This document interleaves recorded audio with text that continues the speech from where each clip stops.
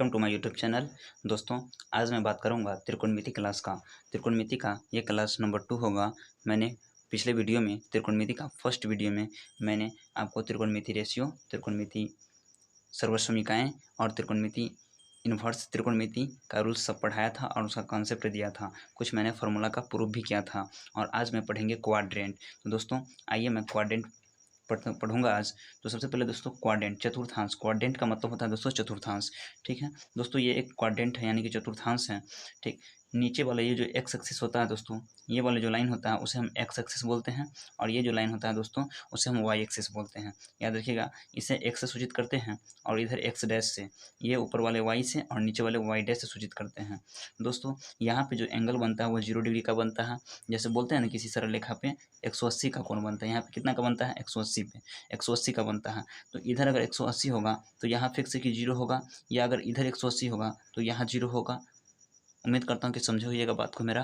देखिए, तो यहाँ 0 बना है तो यहाँ 180 होगा। इसका मतलब है कि 90 कहीं ना कहीं तो होगा, तो यहाँ 0 होगा दोस्तों, तो यहाँ 90 होगा और यहाँ 180 होगा। 180 में फिर 90 जोड़ेंगे कितना होगा 270, और 270 में फिर 90 जोड़ेंगे कितना होगा दोस्तों 360 हो जाएगा। 360 में फिर 90 जोड़िए, फिर यहाँ आएगा, फिर इसमें 90 जोड़ते रहिए, फिर जुड़ते रहिए दोस्तों। इस प्रकार होता है। ठीक, तो इस प्रकार आपका एंगल बनता है, एंगल का निर्माण होता है। तो दोस्तों यहाँ देखिए 0 डिग्री है, यहाँ 360 डिग्री भी होगा, यहाँ फिर आगे भी होगा, इसी प्रकार चलता ही रहता है। तो आज हम पढ़ेंगे क्वाड्रेंट क्या होता है। तो दोस्तों इस वाले लाइन को इधर जो होता है ना दोस्तों, ये फर्स्ट क्वाड्रेंट होता है। क्या? फर्स्ट क्वाड्रेंट होता है। और ये वाले को हम बोलते हैं सेकेंड क्वाड्रेंट। क्वाड्रेंट का मतलब होता है चतुर्थांश, यानी किस चतुर्थांश है, ये कौन सा चतुर्थांश है। जैसे फर्स्ट क्वाड्रेंट, ये सेकेंड क्वाड्रेंट, ये होता है आपका थर्ड क्वाड्रेंट और ये होता है दोस्तों फोर्थ क्वाड्रेंट। ठीक है, फोर्थ क्वाड्रेंट। तो दोस्तों फर्स्ट क्वाड्रेंट में होता क्या है, तो देखिए फर्स्ट क्वाड्रेंट में हम 0 से, अगर 0 में ऐड करेंगे कोई भी संख्या को, यानी कि 0 से 90 तक के, 0 से 90 डिग्री तक का कोण जो भी होगा दोस्तों वो 0 और 90 डिग्री के बीच में ही होगा।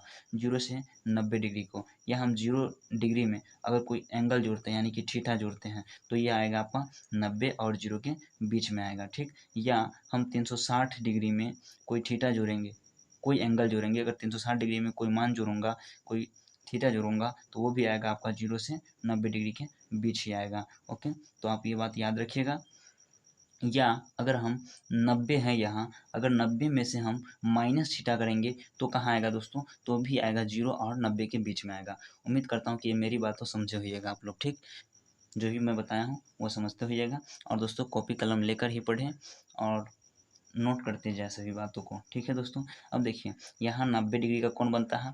90 डिग्री के अगर हम आगे जाएंगे तो 90 में थीटा जोड़ना पड़ेगा या कोई एंगल जोड़ते हैं, तो यहाँ जो बनता है सेकेंड क्वाड्रेंट में वो 90 डिग्री से लेके 180 डिग्री तक का एंगल जो होता है वो सेकेंड क्वाड्रेंट में होता है। 90 से 180 डिग्री तक का एंगल, जिसमें हम 90 प्लस थीटा बोल सकते हैं ना। 90 में कोई भी एंगल जोड़ेंगे तो 90 प्लस थीटा यानी कि सेकेंड क्वाड्रेंट में आएगा।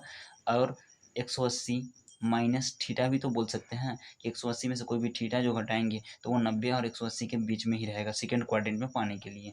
ठीक है, ओके। अब हम आएंगे दोस्तों थर्ड क्वाड्रेंट में। थर्ड क्वाड्रेंट में यहाँ 180 है तो हम 180 प्लस 180 डिग्री से लेके 270 डिग्री के बीच में रहेंगे दोस्तों। यहाँ 270 डिग्री के बीच ही रहना है। तो इस इधर जो आएंगे तो यहाँ 180 प्लस थीटा कर सकता हूँ। ठीक है, और अगर घटाना चाहें तो 270 में से थीटा को घटाएंगे तो मैं थर्ड क्वाड्रेंट में रहूँगा। ठीक है, उसी प्रकार इसमें भी फोर्थ क्वाड्रेंट में करना है दोस्तों। फोर्थ क्वाड्रेंट में आएगा आपका 270 डिग्री से 360 डिग्री के बीच में आएगा फोर्थ क्वाड्रेंट। 270 डिग्री से 360 डिग्री के बीच में आएगा आपका फोर्थ क्वाड्रेंट, और 270 डिग्री प्लस थीटा करेंगे तो मैं पहुंचूंगा फोर्थ क्वाड्रेंट में, और 360 डिग्री माइनस थीटा करेंगे तब पर भी हम पहुंचूंगा दोस्तों फोर्थ क्वाड्रेंट में। तो उम्मीद करता हूं कि ये बात समझिएगा। यहाँ 360 डिग्री माइनस थीटा भी कर सकते हैं और 0 डिग्री माइनस थीटा भी करेंगे तब पर भी होगा फोर्थ क्वाड्रेंट। ओके दोस्तों, अब एक बात याद रखिएगा, आप एक बात गौर की होइएगा दोस्तों, जब भी मैं घड़ी जो चलती है, सभी के घर में घड़ी लगा होगा। जो घड़ी चलती है दोस्तों वो हमेशा क्लॉकवाइज चलती है घड़ी।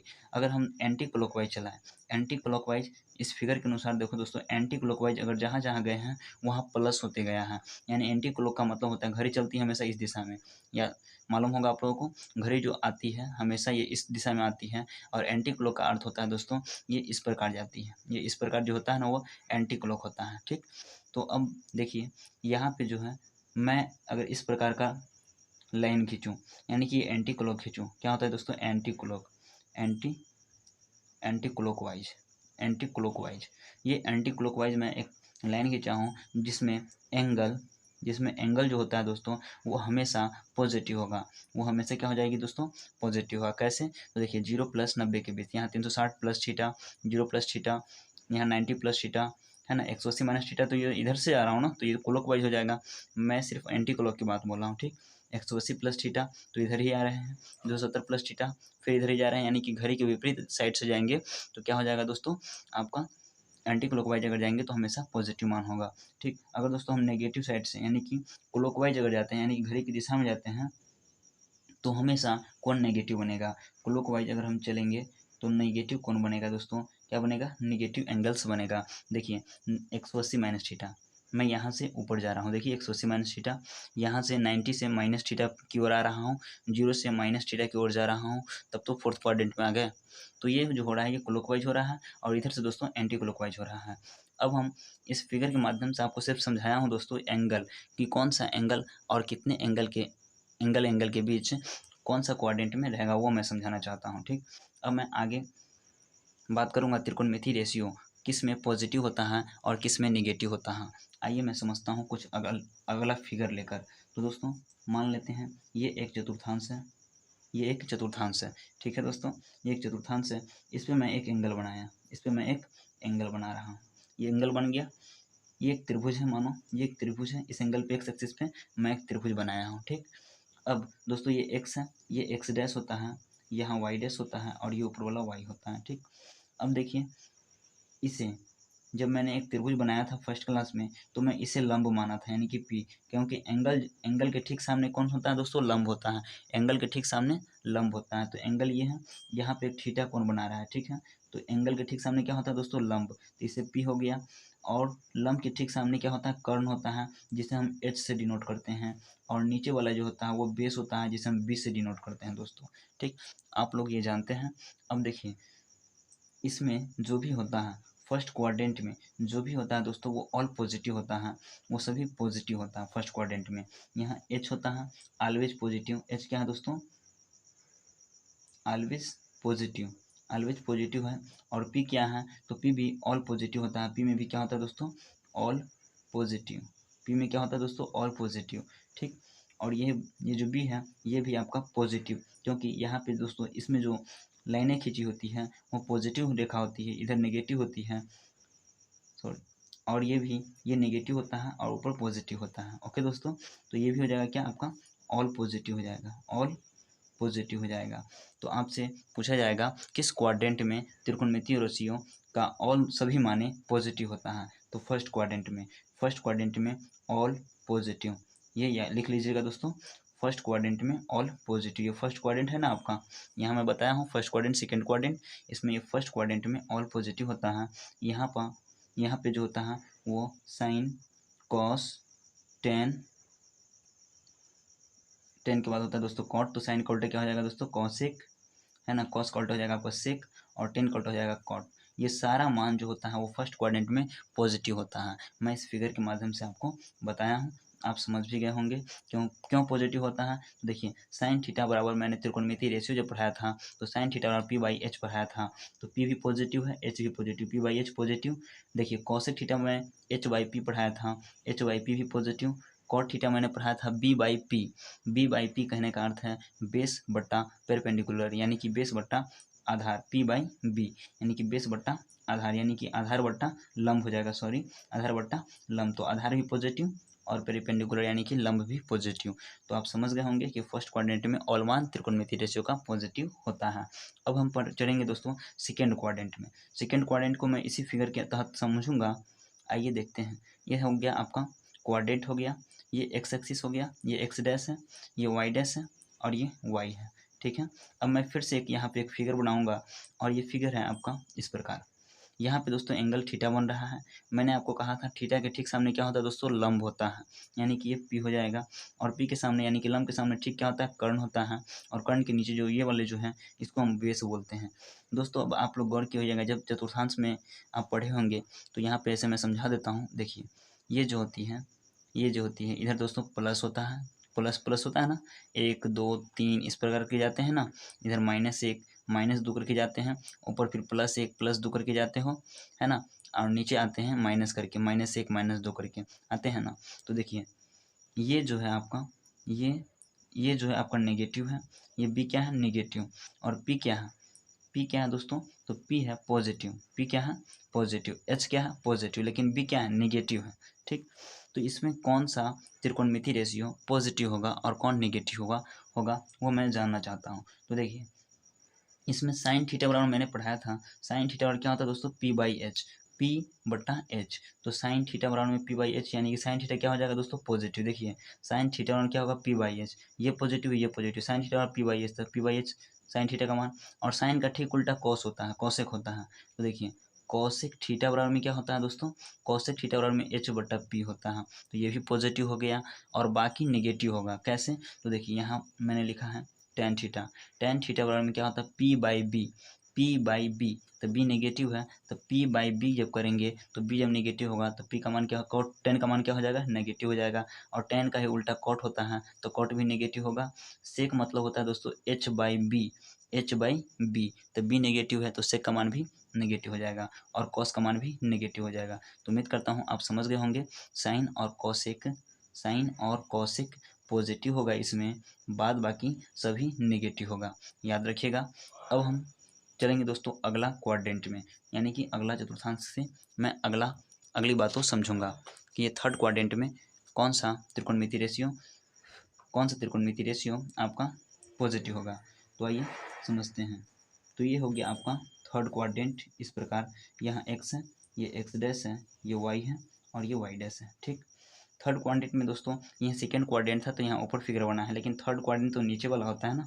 तो यहाँ फिगर कुछ इस तरह से बनेगा, फिगर कुछ इस तरह से बनेगा दोस्तों। ये जो एंगल होगा ये थीटा होगा और थीटा के ठीक सामने क्या होता है दोस्तों, पी, पेरपेंडिकुलर। तो ये पी होगा और पी के ठीक सामने एच होता है तो ये एच हो जाएगा आपका और ये बेस हो जाएगा ये। ठीक है, ये बेस हो जाएगा। अब देखिए थर्ड क्वाड्रेंट में क्या होगा। तो देखिए थर्ड क्वाड्रेंट में आपका टेन और कॉट पॉजिटिव होता है, टेन और कॉट जो होता है दोस्तों वो हमेशा पॉजिटिव होता है, बाद बाकी सभी नेगेटिव होता है। तो देखिए टेन और कॉट, यहाँ एच जो है ये एच है और टेन कॉट हमेशा पॉजिटिव होता है इसमें, ये होता है आपका थर्ड क्वाड्रेंट में, और बाद बाकी नेगेटिव होता है। दोस्तों यहाँ देखिएगा पी जो है, सॉरी यहाँ जो बी जो है, ये बी, ये बी है आपका ऋणात्मक चिन्ह पर और पी है आपका ऋणात्मक चिन्ह पर। पी जो है ये आपका ऋणात्मक चिन्ह पर और बी भी ऋणात्मक चिन्ह पे है। तो दोस्तों माइनस और माइनस क्या होता है, प्लस होता है ना। अगर देखिए टेन थीटा बराबर क्या होगा, पी बटा बी, तो माइनस पी अब बट्टा माइनस बी करेंगे तो माइनस माइनस खत्म हो जाएगा तो क्या बचेगा दोस्तों, पी बट्टा बी। टेन का उल्टा ही कॉट होता है इसीलिए पॉजिटिव होगा, बाद बाकी सभी नेगेटिव होगा। आप जांच कर लीजिएगा, बाद बाकी सभी नेगेटिव होगा। अगला दोस्तों, अगला फिर मैं एक क्वाड्रेंट लेता हूँ और उसमें मैं फोर्थ क्वाड्रेंट के बारे में बताऊँगा। फोर्थ क्वाड्रेंट का कुछ फिगर इस प्रकार बनेगा। ठीक है दोस्तों, फोर्थ क्वाड्रेंट का फिगर कुछ इस प्रकार बनेगा। ये एक्स एक्सिस है, ये एक्स डैश है, ये वाई डैश है, ये वाई है। ओके, तो ये थीटा है तो यहाँ बनेगा पी, ये एच बनेगा और ये बेस बनेगा। ठीक है दोस्तों, फोर्थ क्वाड्रेंट में कॉस और सेक जो होता है, कॉस और सेक ये पॉजिटिव होता है, बाद बाकी सभी नेगेटिव होता है। तो दोस्तों आप इसे, जिससे मैं इतना समझाया हूँ इसके आधार पे आप इसे समझ जाइएगा, है ना। ये होता है कॉस और सेक पॉजिटिव। ऐसे मैं समझा भी सकता हूँ दोस्तों, कॉस मतलब क्या होता है, बी बट्टा एच होता है, बी बट्टा एच होता है। तो देखिए बी है ये आपका पॉजिटिव है और एच है, एच भी आपका पॉजिटिव है, तो क्या हो जाएगा, कॉस का मान पॉजिटिव होगा और सेक का मान भी पॉजिटिव हो जाएगा। तो आप याद कर लीजिएगा कि किस क्वाड्रेंट में कौन सा मान पॉजिटिव है। ठीक है, फर्स्ट क्वाड्रेंट में फिर से मैं ओवरव्यू दे रहा हूँ। फर्स्ट क्वाड्रेंट में ऑल पॉजिटिव, सेकेंड क्वाड्रेंट में ये है फर्स्ट क्वाड्रेंट, ये है आपका सेकेंड क्वाड्रेंट, है ना, ये है आपका थर्ड क्वाड्रेंट और ये है आपका फोर्थ क्वाड्रेंट।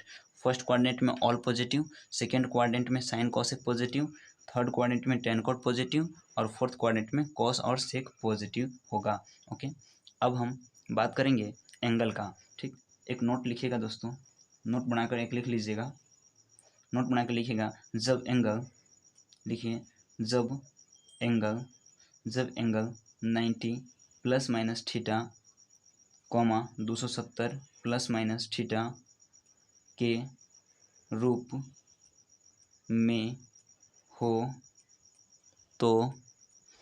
में हो तो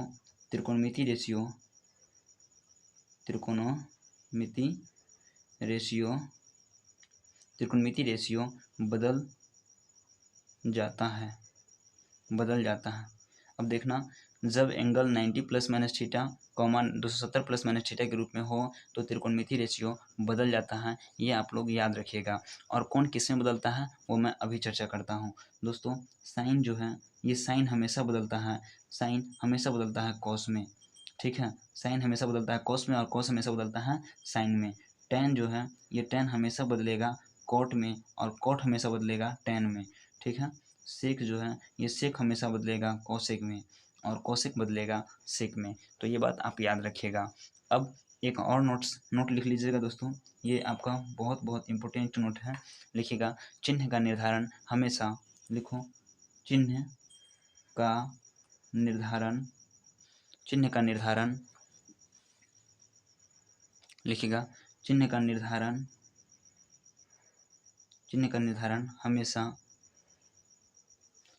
हमेशा पहला त्रिकोणमिति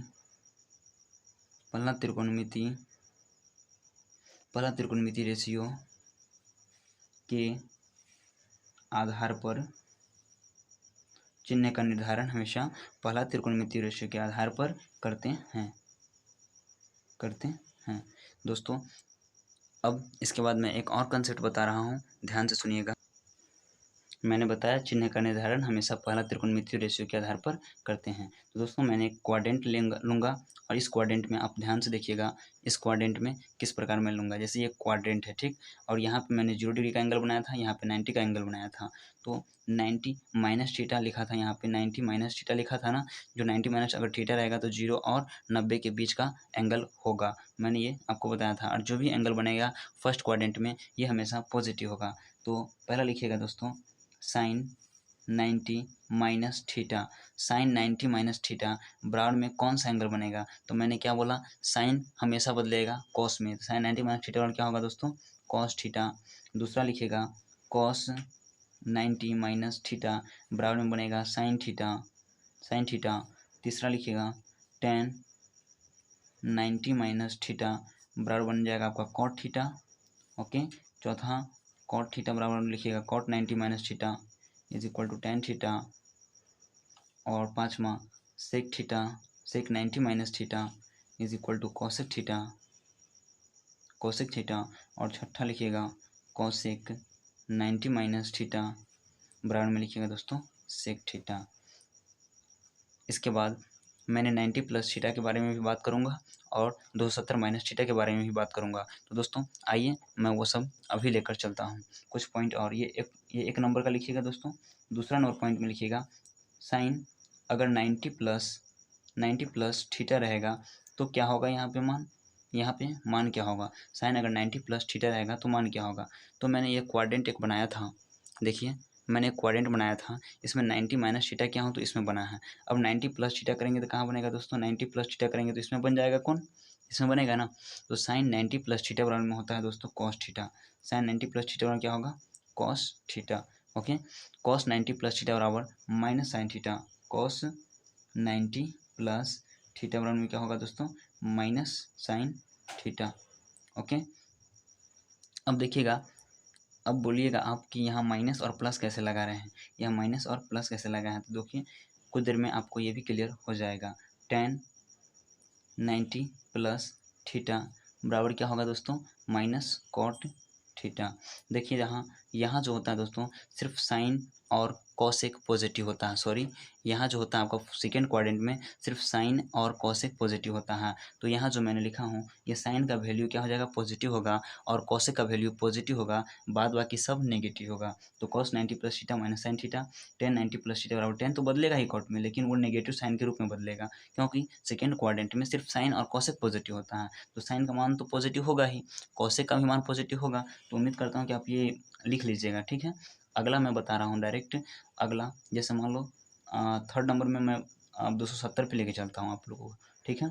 जैसे साइन 270 माइनस थीटा बराबर में क्या होगा दोस्तों, देखिए साइन 270 डिग्री माइनस थीटा बराबर में क्या होगा, तो साइन 270 माइनस थीटा बराबर में होगा minus cos theta, minus cos theta. अब मैं एंगल रूपी से समझता हूँ। देखिए दोस्तों, ये यहाँ 90 बनता था, यहाँ 180 बनता था, यहाँ 270 बनता था।